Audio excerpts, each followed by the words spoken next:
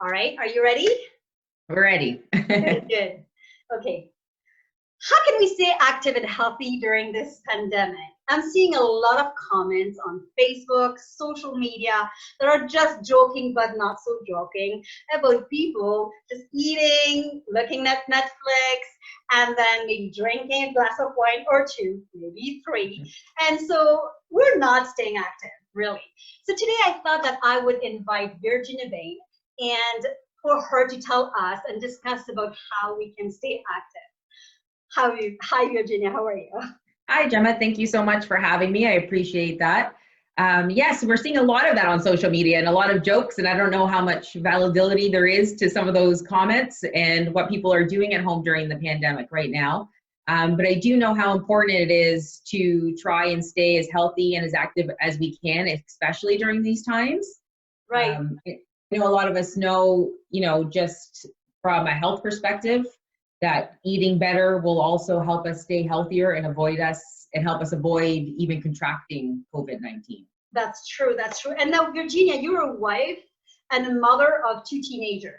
That's gotta be hard. I must say that's gotta be hard because you're home, and they're home. And how do you do it? I know you're extremely passionate about health and wellness. How do you do it? I can say, just like everybody else, some days are easier than others. And I think a lot of it really is building habits, right? Once, we don't really think about waking up and brushing our teeth.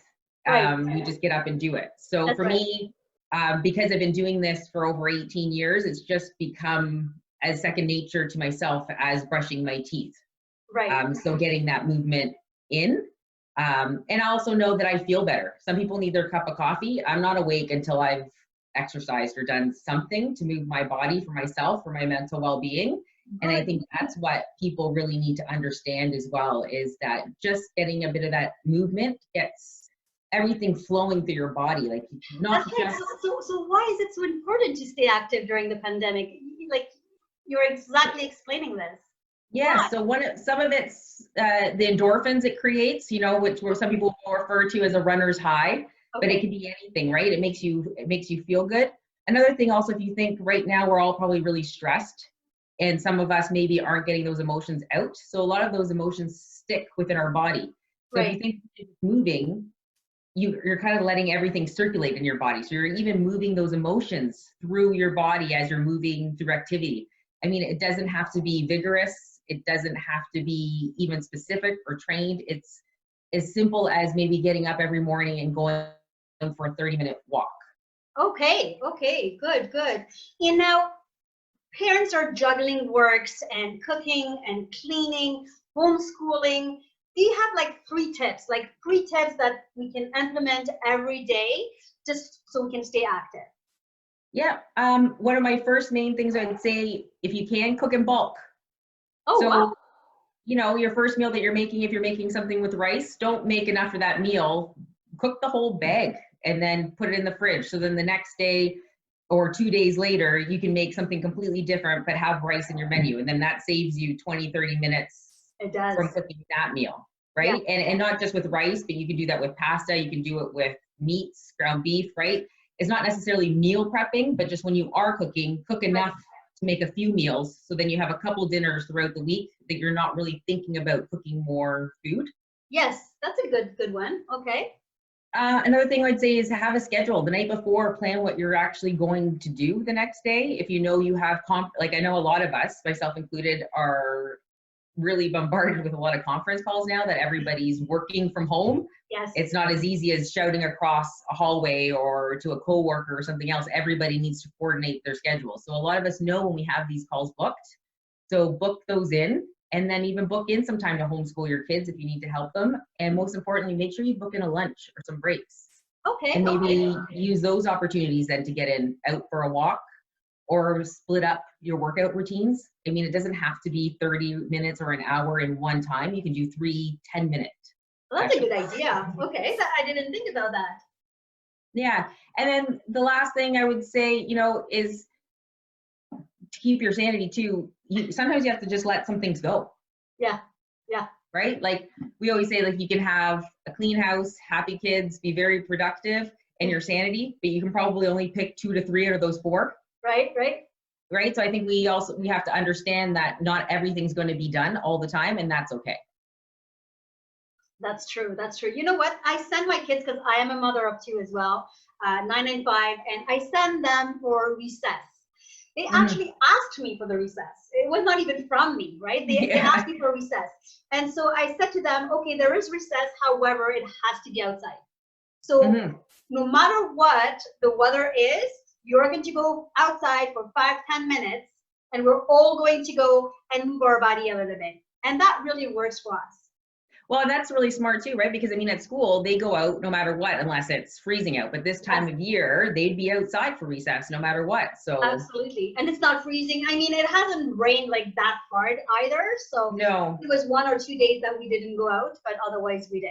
Okay, well, and there's a big importance of being outside, I think, and for nature too. Like you'd get vitamin D. There's something about breathing the air, which I think is really important during these times too, because we're all feeling a little stuck, I think, and getting cabin fever. So I think it's important to get out there.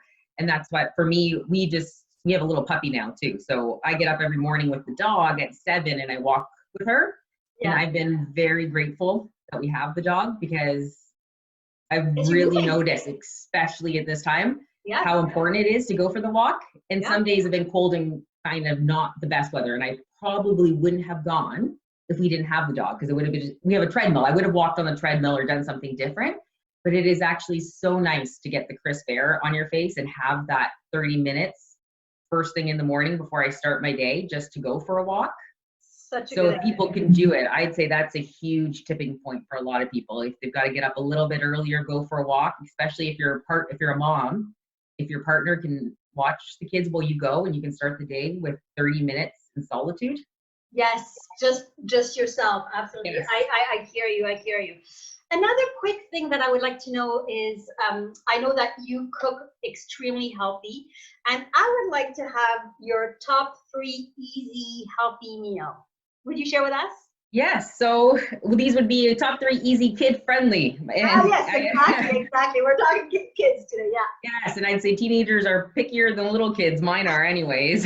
They're pickier now. I'm not looking forward to hear that one. I'm not looking forward to that one. So our first one is always taco night, which is a huge favorite. And I find it's great because it's an easy way for them still to get their veggies in. So we're using avocado. I make my own salsa. So we dice tomatoes and onions to make your own kind of salsa. You're getting lettuce on it. You can do, fried peppers and onions still. And then again, as I said earlier, I will cook almost 2 pounds of ground beef. Oh, wow. So they'll do the tacos, and then I will save all the ground meat. So same thing with the rice. Sometimes we'll make like burrito bowls later on in the week with that meat. Yes. Or I'll freeze some of it, and the kids will even heat that up and use it themselves to make little nachos and stuff for snacks. So they've still got something that's not the healthiest, but still better than going for something that's full of preservatives. So like at least we're getting organic meats and different things. So at least they're getting something. And crackers and cheese and all that. Yeah. Another one, I would say anything in the crock pot is great. We do pulled pork or pulled chicken. Okay. We'll make our own barbecue sauce from scratch too. So you can use organic ketchup and a lighter version of brown sugar, or I'll use like coconut cane kind of brown sugar that you can use in it, so that you're keeping the ingredients healthier. Usually there's apple cider vinegar in that barbecue sauce as well. And then you can set it in the morning and it's done. And again, with the extra pulled pork, there's lots left over. Okay, so I'm gonna have to ask you for that recipe, because out of camera, you and I just chatted quickly, and as I said, my pulled pork is nothing to be healthy at all. Yes, and again, the kids love it. So sometimes we'll serve it on rice, sometimes they'll have it on a bun. A lot of times I'll do it on romaine lettuce wraps for the adults. Like my husband and I will do it in romaine wraps. And again, just, topping with a little bit of cheese, of pico de gallo that we've made, and we'll eat it that way. And then a simple one for us, whenever, if I'm in a crunch, will be a chicken Caesar salad. Caesar salad, the kids both love. Everybody loves this. Yeah, and then same sort of idea. If I'm already cooking 3-4 chicken breasts in the oven, I'll cook 8.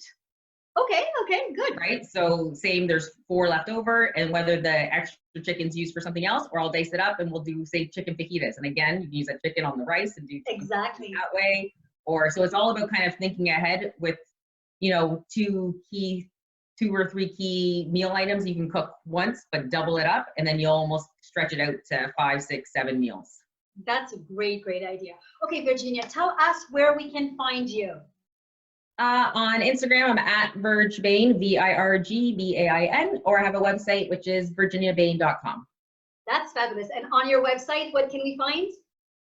You'll find there's some recipes on there. There's also a blog that I write, and if you sign in with your email address, you can get a free download of at-home workouts. That is fabulous. Well, thank you so much. That's it, guys. We have it all here. How to stay active during this pandemic. We're all in this together, and we really have to stay active, have to stay healthy. And once again, thank you so much for helping us doing this. No, thank you. It's my pleasure. And if anybody has any questions, they can feel free to reach out. Absolutely, anytime. Thank you. Thank you.